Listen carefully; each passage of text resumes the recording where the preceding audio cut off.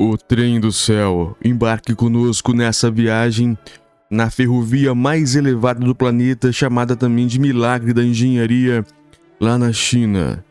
Olha, para você que está se preparando para o concurso nacional unificado ou quer se preparar para qualquer ato da vida ou até mesmo só quer se preparar para uma boa semana, agora uma leitura muito legal para você fechar os olhos e viajar comigo, embarcar conosco.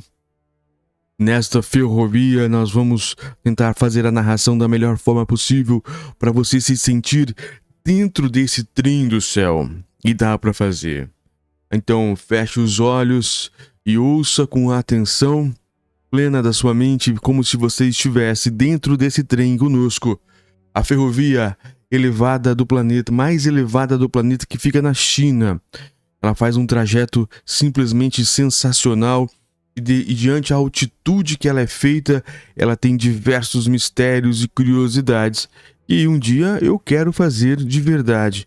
Mas por enquanto, vamos fazer aqui mesmo, com os olhos fechados, apenas com a nossa mente, para entendermos e entrarmos no trem do céu. Bem-vindo ao trem do céu, eu sou Ronan Botelho, faço diversas narrações com a preocupação da saúde mental das pessoas, não só falando da parte psicológica, física, mas também da parte sentimental. Claro que sempre com leituras, eu não sou da área, mas eu consigo fazer a leitura de especialistas como é agora, da BBC News Brasil, que vem lá da BBC Travel, que é uma das maiores fontes de informação do mundo. Vamos então à leitura. Nos procure na Amazon, Ronan Botelho, nossos livros, principalmente como se fosse o caso aqui, o Ikigai, que é um livro que vende bastante nesses temas sentimentais, e também na Amazon. Você pode nos procurar no domingou.com, que é o nosso site oficial, e outras coisas. Espero que gostem. Vamos então, BBC Travel, Trem do Céu, a ferrovia mais elevada do planeta, chamada de Milagre da Engenharia. Olha, para quem nos acompanha por imagens, uma imagem desse trem e atravessando montanhas muito íngremes. Vamos lá. O chamado Trem do Céu chega a trafegar a 5.700 metros de altitude. Thomas Byrd, BBC Travel, 21 de janeiro de 2024. É uma matéria nova. A ferrovia Qinghai-Tibete estende-se por quase 2.000 quilômetros. Ela atravessa o planalto tibetano de Xining, a capital da província de Qinghai, na China Central, até Lhasa, no Tibete. É uma viagem épica, mas da janela do trem pode-se observar poucas intervenções humanas. A paisagem é composta principalmente pela grama amarelada da savana do teto do mundo, que se estende até o horizonte com aparência de dentes de crocodilo, nas montanhas mais altas do planeta. Se o trem quebrasse, poucos passageiros durariam muito tempo naquelas terras altas e varridas pelos ventos. Não parece haver postos de água para beber, nem árvores para oferecer uma sombra. Quando algo aparecia ao longe na visão, era invariavelmente um esqueleto, a carcaça de um Yankee comido pelos predadores, ou instalações militares do tempo de Mao Tse-tung, de 1893 1976, que parecem ruínas de guerra. As próprias bandeiras de preces tibetanas foram arrancadas e panos de algodão foram fixados às rochas, simbolizando a rendição dos homens. Meu pensamento se dirigia aos antigos aventureiros de outros países, que foram os primeiros a tentar chegar a Lhasa, a cidade proibida original. Um deles foi o excêntrico inglês Thomas Manning, de 1772-1840, perseguido pela ideia da China. Ele viajou de navio de Guangzhou, também chamada de Cantão, no sul da China, até Calcutá, na Índia, no início de 1811. Dali, na companhia de um católico chinês de nome Zhao, ele cruzou a fronteira entre Butão e o Tibete sem dificuldades, e depois de meses de uma árdua viagem, ele se tornou o primeiro inglês a pôr os pés na capital sagrada do Tibete. Para Manning, Lhasa parecia uma cidade pobre e suja. Mesmo assim, ele conseguiu uma audiência com o nono Dalai Lama, na época com 6 anos de idade. O Dalai Lama atual, Tenin Gyatso, é o 14º. Mais tarde, Manning foi preso pelo Alban, a autoridade que governava o Tibete em nome do governo chinês. O inglês permaneceu prisioneiro até que o imperador Jiang Qing ordenou que ele fosse acorrentado, escoltado até a fronteira e deportado. Nas décadas que se seguiram, o litoral da China foi invadido por agressivos comerciantes estrangeiros, com guerras marítimas e tratados unilaterais. Mas diversos tipos de aventureiros, cartógrafos, montanhistas, missionários, garimpeiros e escritores de viagem ainda sonhavam em se infiltrar na mística fortaleza do teto do mundo. Eles chegavam de todas as direções. Suas motivações eram diferentes, mas as adversidades eram sempre as mesmas: lobos, terremotos e a varíola assombravam um país que continuava literalmente fora do mapa. O Tibete era habitado por reis que eram deuses, monges despóticos, guardas de fronteira intransigentes e bandidos armados. Muitas pessoas morreram nas tentativas de chegar a Lhasa após a viagem de Manning. O Império Britânico acabaria trazendo a capital tibetana para o cenário mundial ao ordenar que a Comissão da Fronteira com o Tibete atravessasse os limites da Índia, que fazia parte do Império na época, para solucionar questões comerciais existentes entre Reino Unido e Tibete. A comissão era uma unidade militar liderada pelo oficial Francis Yongbundstan, 1863-1942. Nascido na Índia, ele tinha um objetivo vago a cumprir: atingir a satisfação para o Império. Yongbundstan atingiu essa satisfação com a batalha, ou massacre, segundo alguns, de Guru. Os tibetanos se lançaram de uma obscura fortaleza armados com mosquetes envelhecidos e imagens de Dalai Lama que eles acreditavam que os protegeriam. Eles não eram páreo para as espingardas inglesas Enfield e metralhadoras Maxim, que conseguiam disparar centenas de balas por minutos. Suas fileiras foram brutalmente abatidas depois que, acidentalmente, um atirador deu início ao ataque britânico ao disparar sua arma. E os sobreviventes simplesmente fugiram, incapazes de comprometer o que havia acabado de presenciar. É preciso dar aos soldados britânicos o crédito de terem resgatado os tibetanos abatidos. Em seguida, eles avançaram para Lhasa, em meio a diversos conflitos pelo caminho. Um deles foi a Batalha da Passagem de Karola, considerada o combate travado à maior altitude da história. Assim, os britânicos acabaram chegando à cidade sagrada. O Dalai Lama havia se refugiado na Mongólia, mas eles conseguiram o que queriam: um novo tratado com o Tibete, que foi assinado em 1904. Os chineses e a ferrovia. O legado da invasão britânica transformaria a posição da China em relação ao Tibete. Os chineses não poderiam mais considerar a região como um protetorado com pouco controle. Ao longo das caóticas décadas após o colapso da dinastia Qing, em 1912, o Tibete, na prática, foi independente, mas em 1950 veio a invasão do Exército Vermelho da China para libertá-lo da servidão. Os tibetanos ficaram sem a autoestima desejada, autonomia desejada, e muitos deles, incluindo o Dalai Lama, fugiram para o exterior em um exílio voluntário. Em 1984, foi concluída a construção do primeiro trecho da ferrovia. Ela se tornaria um cordão umbilical simbólico, conectando a capital chinesa, Pequim, aos seus caprichosos primos das montanhas. É a ferrovia mais alta já construída no mundo. O trecho inicial ligava Xining a Golmod, uma cidade no meio do nada na província de Qinghai. O local rapidamente se tornou um ponto de escalada para uma geração de hippies em direção a Lhasa. O escritor de viagens americano Paul Durox viajou essa linha em meados de 1980. Na época, o trem era movido a vapor e a viagem levava 30 horas. Na época da viagem, em 2018, o trajeto levava apenas 7 horas. Era um trem horrível, escreveu Trox no seu diário de Raiding the Iron Roasted, viajando de trem através da China. LP 1995. Ele relata um confronto físico entre os passageiros e conta que o trem ficou sem água 1 hora depois de sair. Lendo este relato, eu me senti um pouco minado no meu apertado beliche de segunda classe em um vagão equipado com bicos e sopros no teto para regular os níveis de oxigênio e evitar o mal da altitude entre os passageiros. No final de cada vagão, havia também um cilindro de água fervente para reabastecer minha água de chá, se fosse preciso. O mundo mudou, escrevi no meu diário, mas o deserto de Qinghai continuou mesmo. Ler os últimos capítulos do livro de Trox enquanto me aproximava da remota cidade de Golmud era como receber comentários em tempo real sobre o cenário que passava pela janela.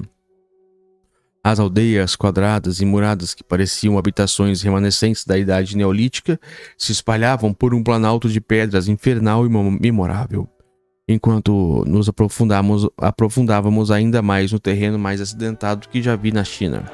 Mas a descrição de Golmud, apresentada por Trox, uma dúzia de construções baixas espalhadas por um amplo terreno, não representava mais a realidade. A moderna cidade de Golmud parecia tão nova e limpa como se tivesse sido transplantada de helicóptero de uma fábrica de cidades modelo para o Planalto tibetano. Não pude deixar de sentir que suas alamedas frondosas de alguma forma desrespeitavam as leis terrenas.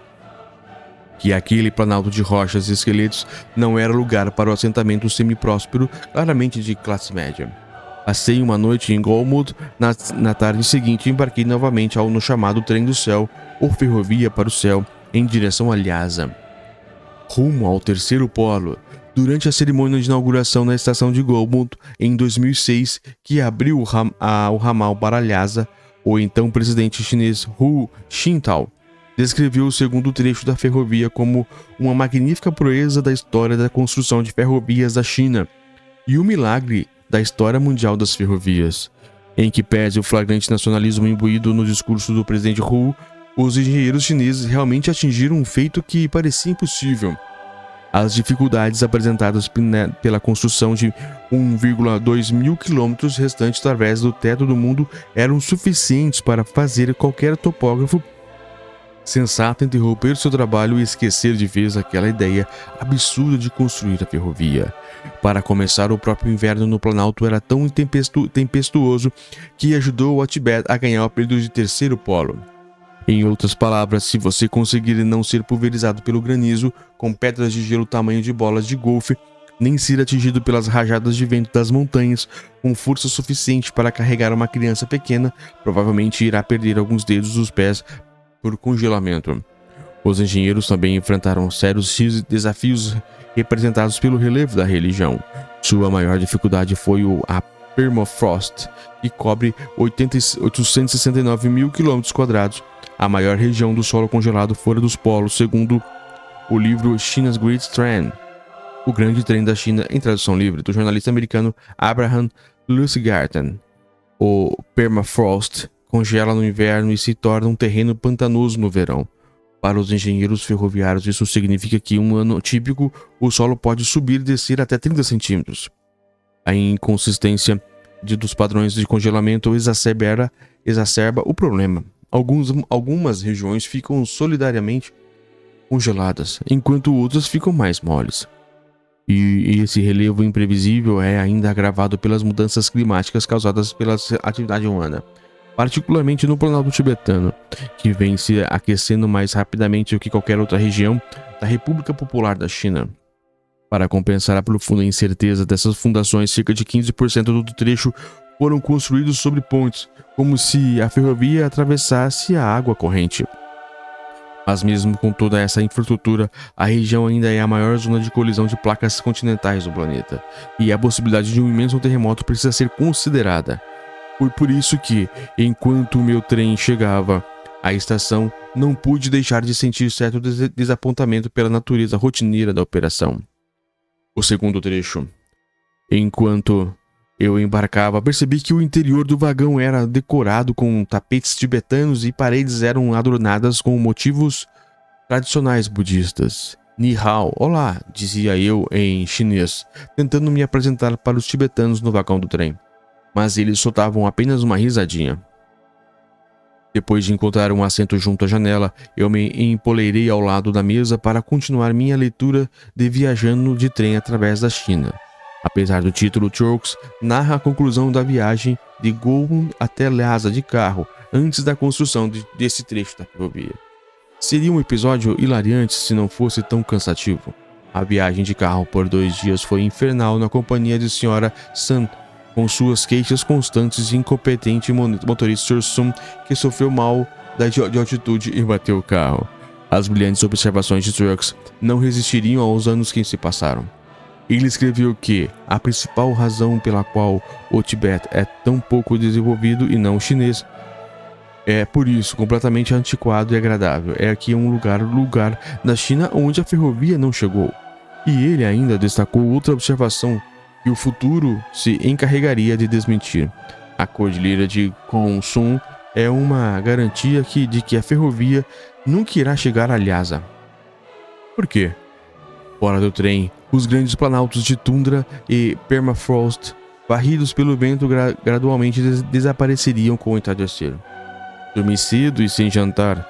Em um momento durante a noite, cruzamos a passagem de Tangula, que marca o ponto ferroviário mais alto do mundo, com 5.702 metros de altitude. Na manhã seguinte, fui despertado por um alegre anúncio sobre a construção da ferrovia. A temperatura frequentemente cai para menos 20 graus Celsius à noite, disse uma mulher em inglês robótico. Por isso, é fácil contrair um resfriado durante a ida ao toalete. Para resolver o problema, a companhia ferroviária instalou toaletes com aquecedores elétricos no seu interior. Os chineses são tão orgulhosos pelo trem do céu quanto pela Grande Muralha e pela barragem de Três Gargantas, mas quando olhamos os vastos espaços vazios pela janela, surge uma questão pertinente. Por quê? Talvez seja apenas parte de sua história de orgulho porque sempre construir o maior de tudo.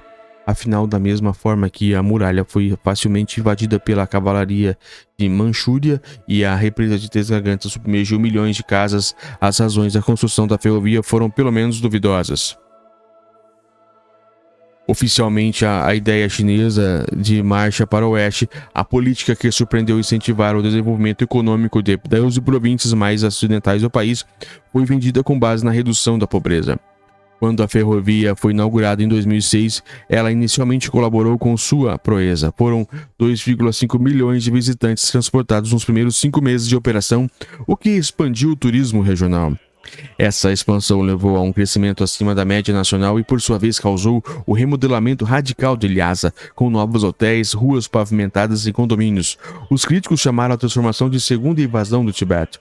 Mas esse boom não durou muito tempo. A região autônoma de Tibete considerava sendo o lugar menos desenvolvido da China na época da visita. Questões econômicas à parte, o mais razoável seria considerar o valor estratégico da ferrovia. O jornalista britânico Tim Marshall, autor do livro Prisoners of Geography, Prisioneiros da Geografia em tradução livre, coloca a questão friamente em termos geopolíticos. Se a China não controlasse o Tibete, seria possível que a Índia tentasse fazê-lo. E existe o papel da ferrovia na construção de um país. Nações imensas como os Estados Unidos e a Rússia foram forjadas por estradas de ferro, muitas delas construídas por operários chineses. Enquanto isso, na China, o poder de colonização das ferrovias foi sentido quando as potências estrangeiras lançaram trilhos por todo o país no século XIX. Mas, no cenário selvagem que observo pela janela, a geopolítica parece algo distante e muito restrito ao ser humano. A chegada à cidade proibida. A passagem por Lhasa segue pelo rio Qingshu, afluente do rio Yonglun de Sopo, ao norte. Ele flui através de um frágil vale ladeado por negros picos recortados, com extremidades que perfuram as nuvens de algodão. Percebi que aquela era uma verdadeira fortaleza de pedra, que ajudava a explicar por que essa foi, sem dúvida, a última cidade medieval a se render à modernidade. As razões do fascínio por Lhasa para qualquer viajante do mundo que se preze não são evidentes. Sua localização remota, sua peculiaridade e seu isolamento, mesmo com as forças da globalização e da assimilação chinesa. Lhasa fica a 3,7 mil quilômetros de Pequim e 284 quilômetros da capital estrangeira mais próxima, a Thimphu, no Butão. Mesmo com o trem, a cidade ainda parece ser o lugar mais distante para se chegar de qualquer parte do mundo. Finalmente desci do trem e me senti ao mesmo tempo exausto e revigorado. Mas antes que eu tivesse tempo para respirar mais profundamente o ar tibetano, um segurança me apontou uma grande tenda branca onde todos os visitantes estrangeiros precisam registrar sua chegada. Depois de longos minutos, carimbo vermelho e uma assinatura indicava que eu estava liberado. Mas as normas exigem que você reserve um tour com uma companhia de viagens registradas de forma que a liberdade em Lhasa dura apenas o tempo de atravessar o hall de entrada da estação ferroviária. Um alegre cidadão tibetano segurando um cartaz com o logo da companhia de viagens perguntou: "Você é o Sr. Burt Thomas?" "Sim, sou eu." "Bem-vindo a Lhasa." Ele colocou um cachecol de seda branca em torno do meu pescoço, o tradicional sinal de boas-vindas do Tibete, e me conduz ao bordo de um micro-ônibus repleto de estrangeiros com olhares estranhos. Conversamos rapidamente enquanto nos dirigimos a Bek-Khor, o centro histórico de Lhasa, e descubro que sou o único do ônibus que não chegou a Lhasa de avião.